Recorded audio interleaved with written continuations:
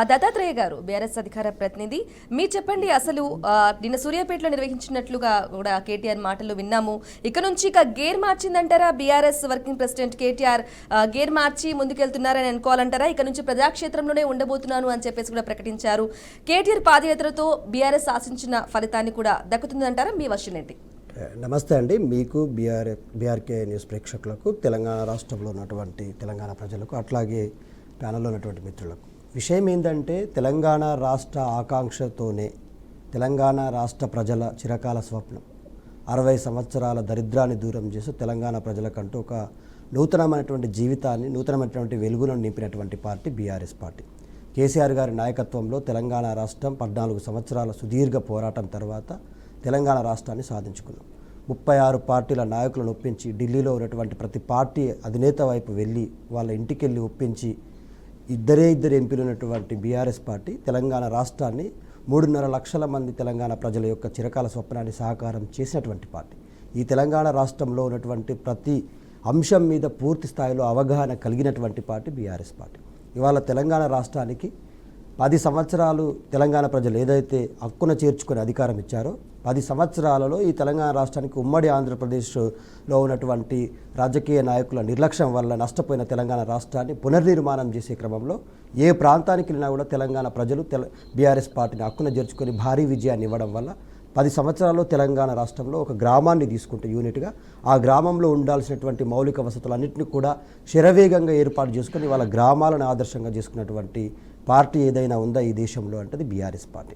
గ్రామం నుంచి మండలాలకు రోడ్లు కావచ్చు, జిల్లాల నుంచి రాష్ట్రానికి రోడ్లు కావచ్చు, దాంతోపాటు మౌలిక సౌకర్యాలైనటువంటి తాగునీరు, సాగునీరు ఏ రంగాన్ని తీసుకున్నా కూడా తెలంగాణ రాష్ట్రం 10 సంవత్సరాల్లో సుభిక్షంగా ఉండే కేసీఆర్ గారి నాయకత్వంలో రైతులైన ఆనందంగా ఉన్నారు, విద్యార్థులైన ఆనందంగా ఉన్నారు, ఉద్యోగులు, కార్మికులు, కర్షకులు, అంగన్వాడీ, ఆశా వర్కర్లు ఏ వర్గాన్ని తీసుకున్నా కూడా తెలంగాణ రాష్ట్రంలో చాలా సంతోషంగా ఉండే వాళ్ళందరి జీతాలు పెంచుకొని వాళ్ళ జీవితాల్లో వెలుగులు నింపినటువంటి పార్టీ బీఆర్ఎస్ పార్టీ. అయితే ఈ 17 నెలల కాలంలో జరిగినటువంటి విధ్వంసం వల్ల తెలంగాణ రాష్ట్రంలో ఉన్నటువంటి ఆర్థిక అంశాల మీద అవగాహన లేని కాంగ్రెస్ పార్టీ తెలంగాణ ప్రజలను చిన్నాభిన్నం చేస్తూ తెలంగాణ రాష్ట్ర ప్రజల సొత్తును ఢిల్లీకి కప్పంగా కట్టేటువంటి ప్రయత్నం చేయడం వల్ల తెలంగాణ రాష్ట్రంలో ఉన్నటువంటి ప్రతి పౌరుడు ఎంత బాధపడుతూ ఉండడం మనం చూస్తూ ఉన్నాం.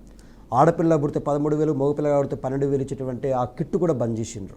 ఆడవాళ్ళు నార్మల్ డెలివరీలు అవుతుంటే తెలంగాణ రాష్ట్రం చాలా స్థాయిలో ఎంఆర్ఎఫ్లో మనం చాలా ముందు స్థాయిలో ఉన్నాం. అయితే గతంలో బీఆర్ఎస్ పార్టీని అప్పుల కుప్పగా మార్చింది, అందుకోసమే ఇదంతా జరుగుతుంది. బీఆర్ఎస్ పార్టీ చేసిన ప్రతి రూపాయికి తెలంగాణ రాష్ట్రంలో తెలంగాణ ప్రజలకు తెలుసు ఏ విధంగా జీవన ప్రమాణాలు మార్పు చెందినాయి. బీఆర్ఎస్ పార్టీ చేసినటువంటి రూపాయి అప్పు హైదరాబాద్ నగరం విషయానికి వస్తే ఏ విధంగా 36 ఫ్లైఓవర్లు, 12 అండర్ బ్రిడ్జిలు ఎస్టీపీఆర్ రూపంలో మనం నిర్మించుకున్నాము.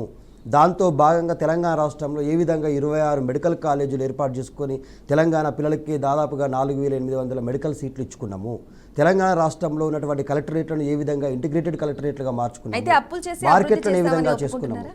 తెలంగాణ రాష్ట్రంలో కాంగ్రెస్ పార్టీ అధికారంలోకి వచ్చి అప్పులు చేస్తూ ఉంటే ఏ ఒక్క ప్రాజెక్ట్ అయినా కట్టిందా ఇప్పటి వరకు మీరు చెప్పండి?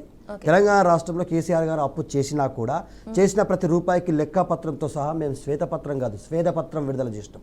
మా చెమట చుక్కలు ఇందులో ఉన్నాయి. తెలంగాణ రాష్ట్ర అభివృద్ధిలో మా భాగస్వామ్యం ఉంది. హైదరాబాద్ నగరం ఒక్కసారి రూపురేఖలు చూడండి. 10 సంవత్సరాల క్రితం హైదరాబాద్ ఏ విధంగా ఉంది, 10 సంవత్సరాల బీఆర్ఎస్ పాలన తర్వాత హైదరాబాద్ నగరం ఏ విధంగా అంటే ఎన్ని ప్రయత్నాలు చేసినా ఎంత ప్రజాక్షేత్రంలోకి వెళ్ళినా కూడా బీఆర్ఎస్ పార్టీ అనేది మళ్ళీ అధికారంలోకి అనేది రాదు అని చెప్తున్నారు. నేనేమంటా ఉన్నానంటే, ఒక బీసీ నాయకుడు బీజేపీ పార్టీకి అధ్యక్షుడిగా ఉంటే ఎన్నికల ముందర చెల్లుబాటు కాదు అని చెప్పి ఒక రెడ్డి నాయకుని తీసుకొచ్చి పెట్టుకున్న బీజేపీ పార్టీ బీసీ ముఖ్యమంత్రిని చేస్తామని చెప్పి ఒక ఎజెండా పెట్టుకొని బీసీల ఓట్లను దండుకోవాలనే ఉద్దేశంతో వచ్చింది.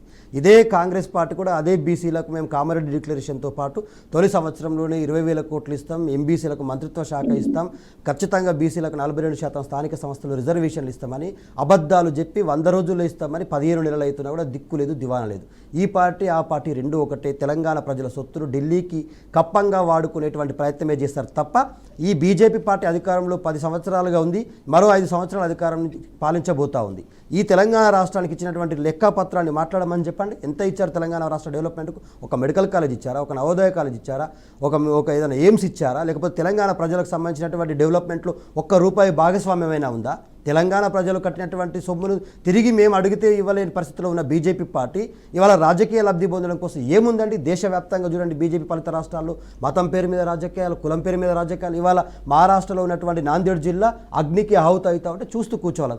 తెలంగాణ ప్రజలను మేము మతం పేరు మీద, కులం పేరు మీద చిచ్చులు పెట్టుకోవాలనుకోవట్లేదు. బీజేపీ పార్టీ రావడం వల్ల తెలంగాణ మరో అగ్నిగుండం అవుతుంది. కాంగ్రెస్ పార్టీ రావడం వల్ల ఎంత వర్గపోరు, ఎంత ఆర్థిక నష్టం, ఎంత విధ్వంసం జరుగుతూ ఉందో మనం చూస్తూ ఉన్నాం. ఇవాళ సుంకిసాల కూలిపోతుంది, కాంగ్రెస్ పార్టీ అధికారంలోకి వస్తే ఎస్ఎల్బీసీ కూలిపోతుంది, 8 మంది కార్మికులు శవాల దిబ్బలుగా మిగిలిపోతారు. తెలంగాణ రాష్ట్రంలో ఏం సాధించినాం చెప్పండి? ఈ 17 నెలల్లో ఏ ఒక్క వర్గానికైనా బాగు జరిగిందా? ఉద్యోగాల భర్తీ 2 లక్షల ఉద్యోగాల భర్తీ చేస్తామని వచ్చిన తొలి సంవత్సరంలోనే ఆ ఉద్యోగాల భర్తీ అంతా మేము ఇచ్చినటువంటి నోటిఫికేషన్లను భర్తీ చేసుకుంటా, అవే ఆర్డర్లు ఇచ్చుకుంటే ఇవాళ నేనే భర్తీ చేస్తున్నా అంటున్నాడు. 1,82,000 ఉద్యోగాలు బాకీ పడ్డది ఈ కాంగ్రెస్ పార్టీ నిరుద్యోగులకు. తెలంగాణ రాష్ట్రంలో ఉన్నటువంటి రైతులకు రుణమాఫీ చేస్తామని చెప్పింది. రుణమాఫీలో ఎన్ని కోతలు విధించిందండి? కేవలం 25% రైతులకు కూడా రుణమాఫీ చేయలేదు. పోనీ రైతు బంధు, మేము ఎప్పుడైనా రైతులకు రైతు బంధు ఆపినామా అండి?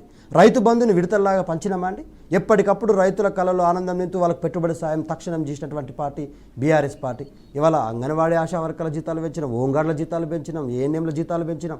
ఎవరి జీతాలు పెంచలేదు చెప్పండి? కాంట్రాక్ట్ ఉద్యోగులు అయినటువంటి జేఎల్ఎన్ డిఎల్ఎన్ రెగ్యులర్ చేసినాం.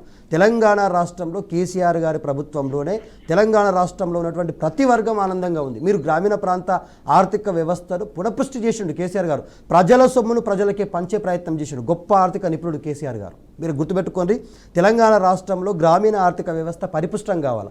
ఇవాళ ఎందుకు తెలంగాణ రాష్ట్రంలో ప్రజల దగ్గర చేతుల్లో డబ్బులు లేకుండా అయిపోయింది అంటే కొనుగోలు సామర్థ్యం అనేటువంటిది పడిపోయింది. తప్పుడు ఆర్థిక నిర్ణయాల వల్ల, అవగాహన లేని ఆర్థిక నిర్ణయాల వల్ల కాంగ్రెస్ పార్టీలో ఇక్కడ ఉన్నటువంటి ప్రజల అవసరాల కంటే కూడా ఢిల్లీలో ఉన్నటువంటి పెద్దల గొంతులు దడపడమో చేతులు దడపడానికే ఈ రాష్ట్ర సొమ్మును తీసుకుపోయి తాకట్టు పెడతా ఉన్నారు అక్కడ. ఇవాళ రేపు పొద్దున బీజేపీ పార్టీ వస్తే కూడా గదే జరుగుతుంది. బాకీ ఈ 2 పార్టీలతో ఈ తెలంగాణ ప్రజల హక్కులు నెరవేరవు. ఈ తెలంగాణ ప్రజల హక్కులైనా, ఆకాంక్షలైనా, ఈ తెలంగాణ ప్రజల అవసరాలైనా నెరవేరేది బీఆర్ఎస్ పార్టీతోటే. ఎందుకంటే ఈ ప్రాంతంలో ఉన్నటువంటి ప్రజలకు, ఆదిలాబాద్లో ఉన్న ప్రజలకు చెనాక కోరట ప్రాజెక్టు కావాలని బీఆర్ఎస్ పార్టీ ప్రపోజ్ చేస్తుంది, కడుతుంది, పూర్తి చేస్తుంది, వాళ్ళ పొలాల్లోకి నీళ్లు బారిస్తుంది. ఇవాళ పాలమూరు తిరుపతుల ప్రాజెక్టు కట్టాలా, పూర్తి చేయాలని చెప్పేసి బీఆర్ఎస్ ప్లాన్ చేస్తుంది. ఇవాళ ఖమ్మంలో ఉన్నటువంటి జిల్లా ప్రజలకు సీతారామ ప్రాజెక్టు కట్టాలంటది, కడుతుంది, పూర్తి చేస్తుంది. వాళ్ళ పొలాల్లోకి, వాళ్ళ గొంతుల్లోకి నీళ్లు ప్రవహించే విధంగా చేస్తుంది బీఆర్ఎస్ పార్టీ. ఏ అంశాన్ని తీసుకోండి, ఇవాళ తెలంగాణ రాష్ట్రంలో ఇవాళ ఉన్నటువంటి డెవలప్మెంట్, ఇవాళ పెరిగినటువంటి తలసరి ఆదాయం, ఈ తెలంగాణ రాష్ట్రం ఎన్ని రంగాల్లో పూర్తి స్థాయిలో అద్భుతమైనటువంటి తెలంగాణ కొనసాగిందండి. ఏ రోజైనా కరెంటు కష్టాలు వచ్చినాయా? ఏ రోజైనా నీటి కష్టాలు వచ్చినాయా? తెలంగాణ రాష్ట్రంలో ఉన్నటువంటి ఒక్క చెరువు నింపుకోలేకపోయినాం. ఇవాళ మార్చిలోనే మనం ఎడారిని తలపించే పరిస్థితిలో ఉన్నాం. పంట పొలాలు ఎండిపోయి రైతులు బోరున విలపిస్తూ ఉన్నారు, కన్నీటి పర్వంతం అవుతా ఉన్నారు, పంట పొలాలకి పశువులను వదిలేస్తా ఉన్నారు. అంటే ఏమి అర్థం చేసుకోండి మీరు, కాంగ్రెస్ పార్టీ అయినా బీజేపీ పార్టీ అయినా తెలంగాణ రాష్ట్రాన్ని సర్వనాశనం చేయడానికి ఆ 2 పార్టీలు. ఈ రాష్ట్ర హక్కులైన, ఆకాంక్షలైన, అవసరాలైనా తీర్చే పార్టీ బీఆర్ఎస్ పార్టీ మాత్రమే.